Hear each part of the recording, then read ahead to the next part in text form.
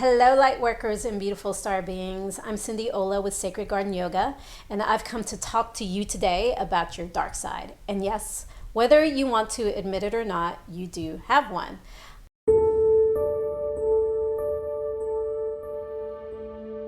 I've been a shadow worker for quite a few years now, and believe me, I had to earn the right to say that. Not that I really wanted to, because that meant I had to drudge up all of my own shadowy material, and still do till this day. The process actually never really stops. And I had to go through some dark nights and seasons of my own life to sharpen up my night vision so that I could help others navigate through their dark seasons of their life. So let's talk about your shadow. What is it, and what is shadow work? The term of the shadow was originally coined by psychologist Dr. Carl Jung.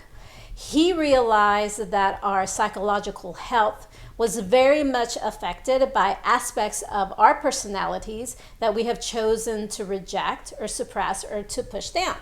You see, as both human and divine, we hold the full spectrum of light and emotions. It's a beautiful thing. Most of us like to hang out somewhere here in the middle, and we like to stay on the lighter, brighter, sunnier side of things, especially spiritual folks. And I don't blame you. I prefer hanging out here as well. But as long as we are having this human experience, we're going to be made up of the full spectrum, which is very colorful. It comes with a broad range of emotions and experiences. And it can be heavier out here, and the emotions can certainly be more intense. However, we came into this human incarnation so that we can know ourselves as whole, not just the gold and white light of the spectrum. In our divinity, we are already that. We came into human form to know much more. What happens when we have a traumatic experience or an emotion that is all the way here on the outside in the darker part of the spectrum? I'm going to explain it here in a more simplified way, because I know that our emotions can be complex, but I'm keeping it simple so that I can explain the way the shadow works. Anyways, what happens when we experience, let's say, fear or grief or anger? A couple of things. There's a couple of different ways that we can process it. One, the very mature and enlightened way would be to consciously feel and process the emotion and the experience with awareness, and let it work through your physical and mental systems as they arise, giving them space to be, breathing, and letting them pass through us. It may be more intense this way, but it allows you to work it through your body without it leaving as much residue. Again, this is the more conscious way to handle things, and you do have to be pretty aware. Or what very often happens, especially with young children, the experience can simply be too much for our system to handle, especially at the time. So we shut down the emotion, we push it inside, and we often disassociate. But the thing is, the energy of that experience never just disappears, like ever. We do, however, do a very good job of suppressing those memories and emotions so that it's not even within our conscious realm anymore. That's where the subconscious comes in. The subconscious then becomes like a container where we put all of the stuff that we suppressed, we rejected, or those things that we chose to hide. And this becomes our shadow. In essence, our shadow becomes all of the material that we have suppressed into the subconscious. Where is our subconscious exactly? It's everywhere, in your body, stored as cellular memory within your muscle tissues and sometimes even within your DNA. This shadowy material even infiltrates your mind, creating thought patterns and belief systems, habits, attachments, and addictions. Eventually, if you get enough of this stuff, your subconscious fears, emotions, thoughts, and pains, it becomes the lens through which you experience life.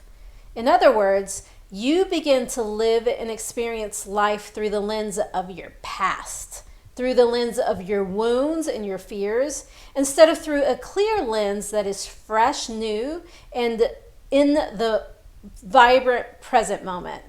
And that, my friends, is what karma is. We also push things we don't like about ourselves into the shadowy realm, like feelings of envy, or when we feel jealous, our sexuality, greed, vanity, desire for power, anger, secrets. Anything that doesn't fit within the box of our idea of being good and perfect, we stuff all that into our shadow, causing all sorts of guilt, shame, and quite frankly, self-hatred. Spiritual folks and light workers are especially susceptible because we tend to tell ourselves that we're not supposed to feel these things, which can in fact create another big shadow called self-righteousness. Another comment I hear from light workers is, I don't want to feel these negative things because it's going to cause me to attract more negativity into my life. But here's the thing.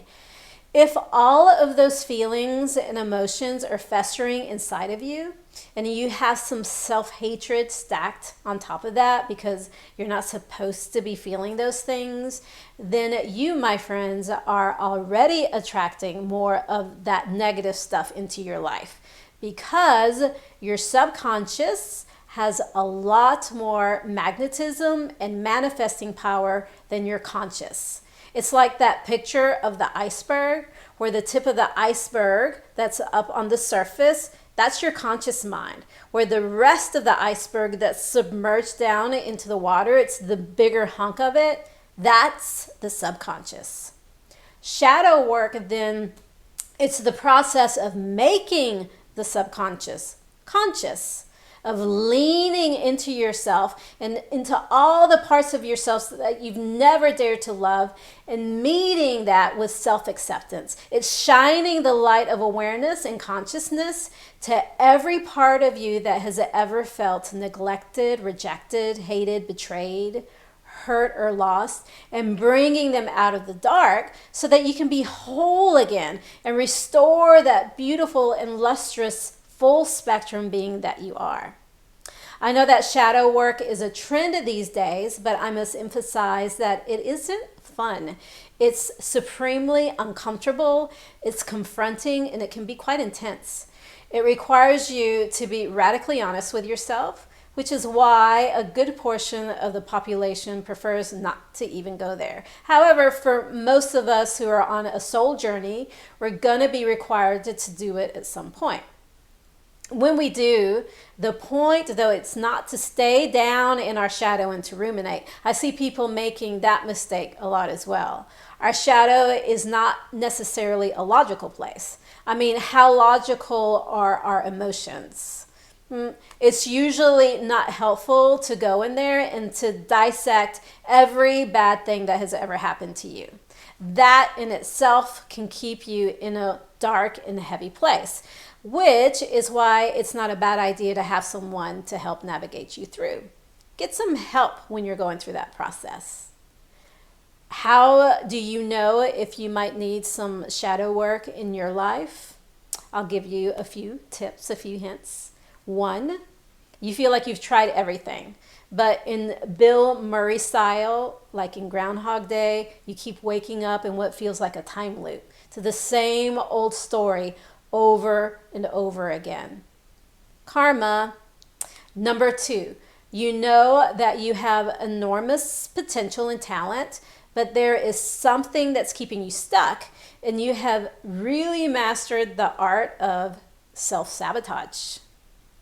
3, your soul is calling, and you can't ignore it anymore. And you know it's time to connect with yourself and to others in a deeper, more personal and meaningful level. It becomes time for you to quit running from yourself. You just feel it. You feel that calling in your heart and in your soul. 4, you feel powerless, hurt or bitter about not being able to create a world around you that feels beautiful and reflects your highest desires. 5, you find yourself being highly judgmental of others. This is a good one.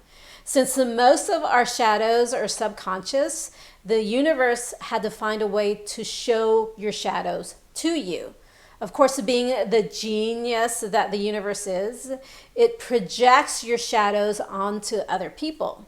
And when we see it in other people, that those people with their habits will annoy the hell out of us. So whenever you experience yourself as being judgy, you can pretty much bet that you got a shadow in there. It's a brilliant design, annoying, but brilliant nonetheless. On a deeper knowing level, this is number 6, you feel like you've made vows and contracts that are keeping you limited and small. For instance, vows of poverty, that's a common one. You could have made these vows within this lifetime or lifetimes ago. If you're a healer or a spiritual counselor, a teacher, have been in a past life and can't seem to get out of a cycle of lack and scarcity, then you could have very well made this vow. Again, it's a common one for folks who do this kind of work. Number 7, you are ready to release your energy from the grips of fear, lack, worry, panic, sadness, or depression, so that your energy can instead be used to create a life that is meaningful and satisfying to you. Know and affirm that you, my friends, deserve to be free. Free to express yourself fully, to be who you are without shame or fear or without having to hide into addictions or habits or aversions. You're meant to be abundant and whole with a full spectrum of emotions and experiences. When we can bring love and forgiveness to our dark side, it actually loses its grip and power it has over us instead of making it worse. Then we can finally be free to be who we are and offer our magic and gifts in a way that's unique to us. So embrace your dark side. Love your humanity as much as you love your divinity. That is where you're going to find the peace that passes all understanding. And you deserve that. I hope you enjoyed this video. Please let me know if there are any other topics you would like to explore. Give us a like, subscribe, and we'll keep bringing more of this good stuff your way. Thank you so much for watching. Bye.